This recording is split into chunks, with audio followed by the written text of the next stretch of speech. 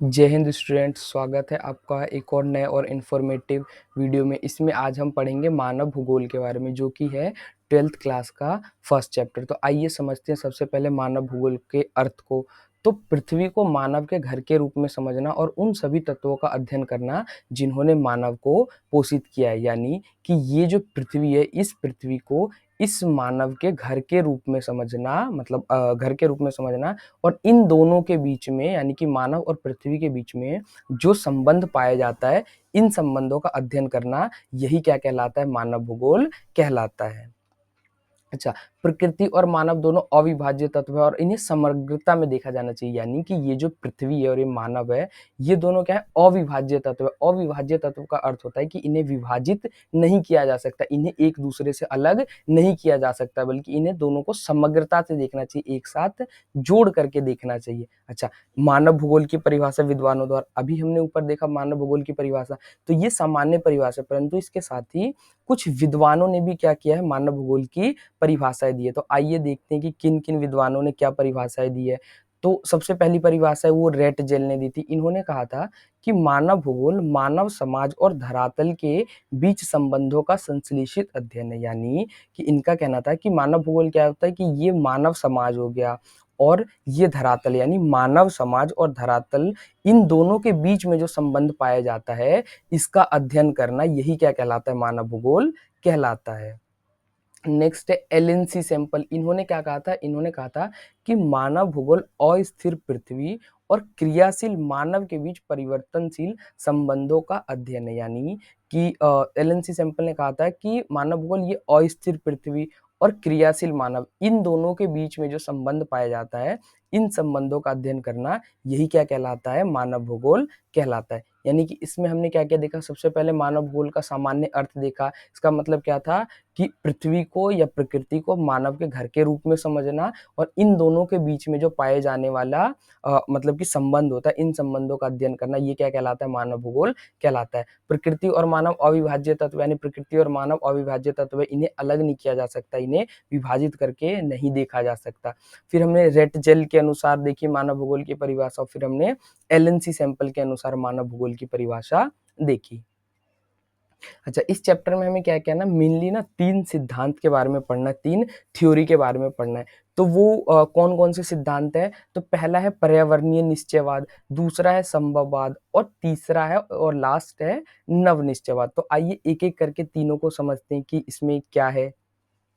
तो सबसे पहला हमारा सिद्धांत है वो है पर्यावरणीय निश्चयवाद। इसमें क्या है कि मानव ने प्रकृति के आदेशों के अनुसार अपने को ढाल लिया था। यानी कि इसमें क्या होता था कि प्रकृति मानव को जो आदेश देती थी, मानव को उसके अनुसार ही चलना पड़ता था। यानी कि इस सिद्धांत में प्रकृति सर्वोच्च और मानव क्या है? उसके अधीन है। उदाहरण के लिए जैसे ये मानव है, यदि इसको प्यास लगी है तो इसको चल के नदी के पास जाना होगा और अपनी प्यास बुझानी होगी। क्यों? क्योंकि यहाँ पर प्रकृति सर्वोच्च है और मानव क्या है? उसके अधीन है। तो मानव को यहाँ झुक करके नेचर के पास, यानी कि प्रकृति के पास जाना पड़ेगा। ठीक है। अच्छा, प्रौद्योगिकी का स्तर अत्यंत निम्न था, यानी कि टेक्नोलॉजी का जो लेवल था बहुत ही निम्न था, बहुत ही कम था। इनके पास वही पारंपरिक जो हथियार होते थे, ट्रेडिशनल वेपन्स होते थे, केवल वही थे। अच्छा, मानव सामाजिक विकास की आदिम अवस्था में था। आदिम अवस्था का मतलब है कि एकदम अपनी प्रारंभिक अवस्था में था, जिस समय मानव का अभी विकास हो रहा था, मानव अभी इवॉल्व ही हो रहा था।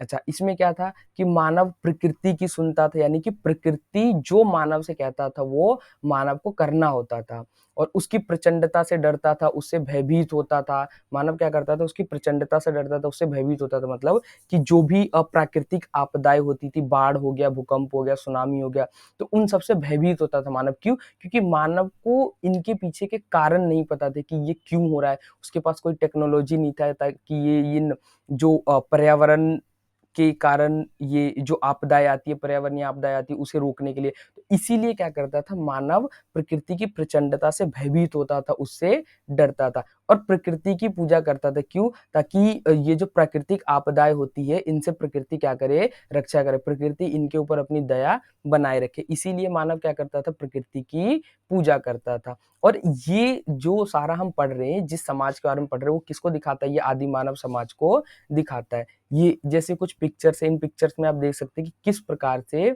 ये दिखाया गया है कि यहाँ पर प्रकृति सर्वोच्च है और मानव क्या है, प्रकृति के अधीन है। तो पर्यावरणीय निश्चयवाद में हमने क्या देखा, मानव ने स्वयं को प्रकृति के आदेशों के अनुसार ढाल लिया था, यानी कि प्रकृति सर्वोच्च थी, मानव उसके अधीन था। टेक्नोलॉजी का लेवल बहुत ही निम्न था, आधुनिक टेक्नोलॉजी नहीं थी, जो विकसित टेक्नोलॉजी या प्रौद्योगिकी नहीं थी।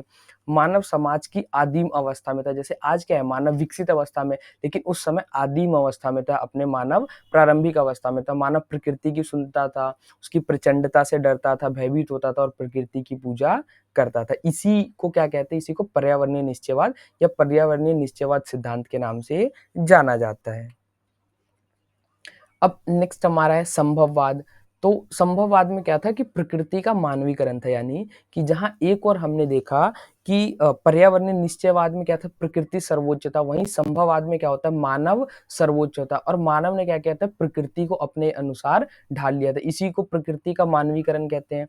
समय के साथ लोग पर्यावरण और प्रकृति के नियमों को समझने लगे, यानी कि मानव क्या करता था, प्रकृति में रहता था और प्रकृति में रहने के साथ ही धीरे धीरे उसने क्या कि प्रकृति के नियमों को समझने लग गया। मतलब कि प्रकृति के अंदर कोई भी घटना घट रही है, जैसे बारिश हो रही है, भूकंप आ रहा है, सुनामी आ रही है, तो वो क्यों आ रहा है, धीरे धीरे इन नियमों को समझने लग गए। और इन नियमों को समझ करके उन्होंने क्या किया, बहुत सारे प्रौद्योगिकी का विकास किया, बहुत सारे टेक्नोलॉजी का विकास किया। जैसे उदाहरण के लिए मानव ने दाब और ऊष्मा के नियम को समझ करके अग्नि की खोज की। ठीक है, इसी प्रकार से डीएनए के रहस्यों को समझ करके अनेक प्रकार की बीमारियों पर विजय प्राप्त की, यानी कि उसने डीएनए को समझा और उसके बाद अनेक प्रकार की वैक्सीन बनाई, दवाई बनाई। दूसरी क्या थी कि वायु गति के नियम को समझकर तीव्र गति से चलने वाले वायुयानों का निर्माण किया। यानी मानव ने क्या किया कि मतलब ये वायु गति के नियमों को समझा और इसको समझने के बाद उसने क्या किया कि तेज गति से चलने वाले वायुयान यानी कि एरोप्लेन्स का निर्माण किया। तो इसी को क्या कहा जाता है, संभववाद कहते हैं। यही सिद्धांत संभववाद सिद्धांत के नाम से जाना जाता है। इसमें हमने क्या पढ़ा, इसमें हमने देखा कि प्रकृति का मानवीकरण, यानी कि यहाँ पर मानव सर्वोच्च, प्रकृति उसके अधीन है। मानव धीरे धीरे क्या करता है, प्रकृति के नियमों को समझता है और अपना प्रौद्योगिकी का विकास करता है। जैसे दाब और ऊष्मा के नियम को समझ के अग्नि की खोज की, डीएनए के रहस्यों को समझ को अनेक प्रकार की जो बीमारियों की दवाई होती है वो ढूंढी, और वायु गति के नियम को समझ करके इन्होंने क्या किया, तेज गति से चलने वाले वायुयानों का निर्माण किया। अब नेक्स्ट एंड लास्ट थ्योरी या लास्ट सिद्धांत है नवनिश्चयवाद। ये क्या है, इसका अर्थ होता है कि प्राकृतिक नियमों का पालन करके हम प्रकृति पर विजय प्राप्त कर सकते हैं। यानी कि नवनिश्चयवाद में ये कहा गया है कि मानव प्रकृति के नियमों को समझ करके, प्रकृति को जान करके ही क्या कर सकता है, प्रकृति के ऊपर विजय प्राप्त कर सकता है। जैसे उदाहरण के लिए ये मानव है और ये प्रकृति है, तो मानव इस प्रकृति के ऊपर तब तक विजय प्राप्त नहीं कर सकता जब तक कि वो इसके नियमों को ना समझ ले, उसको ये ना पता चल जाए कि ये प्रकृति कैसे काम करती है, किन किन सिद्धांतों, किन किन नियमों के अनुसार काम करती है। इसे निश्चयवाद और संभववाद के बीच मध्यम मार्ग के नाम से जाना जाता है। क्यों? क्योंकि जहां निश्चयवाद एक बार प्रकृति की सर्वोच्चता को दिखाता है, इसमें क्या है, प्रकृति सर्वोच्च और मानव प्रकृति के अधीन है, और संभववाद में ये दिखाता है कि मानव सर्वोच्च, प्रकृति मानव के अधीन है। वहीं नव निश्चयवाद क्या है कि निश्चयवाद और संभववाद इन दोनों के बीच मध्यम मार्ग की बात करता है। यानी कि जहां ना तो प्रकृति सर्वोच्च होगी और ना ही मानव सर्वोच्च होगा, बल्कि दोनों के बीच में एक बैलेंस पाया जाएगा, दोनों के बीच में एक संतुलन पाया जाएगा। जैसे अच्छा, इस संकल्पना को किसने दिया था, तो इसको ग्रिफिथ टेलर नामक विद्वान ने इस संकल्पना को, इस थ्योरी को दिया था। और उन्होंने इसे क्या कहा था, उन्होंने इसे रुको और जाओ निश्चयवाद का नाम दिया था। रुको और जाओ निश्चयवाद का मतलब यहाँ है कि हमें प्रकृति क्या करती है, समय समय पर ये आदेश देती है, निर्देश देती है कि कब आपको अपने विकास को रोक देना चाहिए और कब आपको अपना विकास करना चाहिए। तो हमें क्या करना, मतलब कि हमें यानी मानव को इन प्रकृति के नियमों को या इन प्रकृति के आदेशों को समझते हुए ही क्या करना चाहिए, अपना विकास करना चाहिए। जैसे कि इन्होंने एक बहुत ही अच्छे मतलब जो ट्रैफिक लाइट होता है, इसके माध्यम से नव निश्चयवाद को समझाने की कोशिश किया था।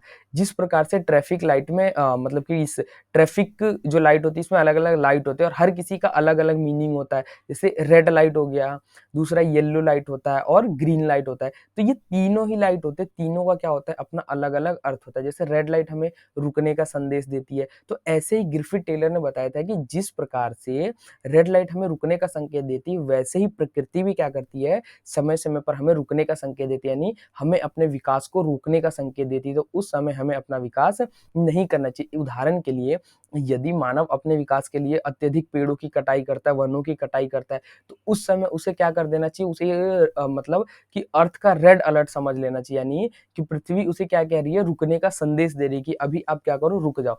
येलो लाइट का मतलब क्या होता है, येलो लाइट जाने के लिए तैयार होने का संकेत देती है। तो जिस प्रकार से येलो लाइट जाने के तैयार होने का संकेत देती है, वैसे ही प्रकृति भी हमें क्या करता है कि अपने विकास करने के लिए तैयार रहने का संकेत देती है। और जिस प्रकार से ग्रीन लाइट जाने का संकेत देती है, वैसे ही प्रकृति भी हमें क्या करती है कि मतलब कि अपना विकास करने के लिए क्या करती है, संकेत देती है। तो इसी को क्या कहा जाता है, नवनिश्चयवाद के नाम से जाना जाता है। इसमें हमने क्या देखा, सबसे पहले अर्थ को देखा कि नवनिश्चयवाद का अर्थ क्या होता है कि प्रकृति के नियमों का पालन करके ही हम प्रकृति पर विजय प्राप्त कर सकते हैं, यानी कि मानव इन प्राकृतिक नियमों को समझ करके ही प्रकृति पर विजय प्राप्त कर सकता है। ये निश्चयवाद और संभववाद दोनों के बीच के मध्यम मार्ग, यानी कि दोनों के बीच का रास्ता बताते हैं, दोनों के बीच बैलेंस की बात करता है। ये संकल्पना किसने दी थी, तो ये ग्रिफिथ टेलर ने, और इसे उन्होंने क्या नाम दिया था, रुको और जाओ निश्चयवाद का नाम दिया था। और ट्रैफिक लाइट्स के अंदर जिस प्रकार से ये लाइट्स अलग-अलग मतलब कि संकेत देती है, वैसे ही प्रकृति भी हमें क्या करती है, समय-समय पर अलग-अलग प्रकार के संकेत देती है, और उसी के अनुसार हमें अपना विकास करना चाहिए। तो ये चैप्टर यहीं पे एंड होता है। आई होप आपको ये क्लास अच्छी लगी होगी, और आपका कोई भी अगर इस चैप्टर से रिलेटेड कोई डाउट हो या कोई सजेशन हो, तो आप कमेंट बॉक्स में बता सकते हैं। तब तक आप अपनी स्टडी करिए, मिलते हैं फिर किसी और नए और इन्फॉर्मेटिव वीडियो में। तब तक के लिए जय हिंद, जय भारत।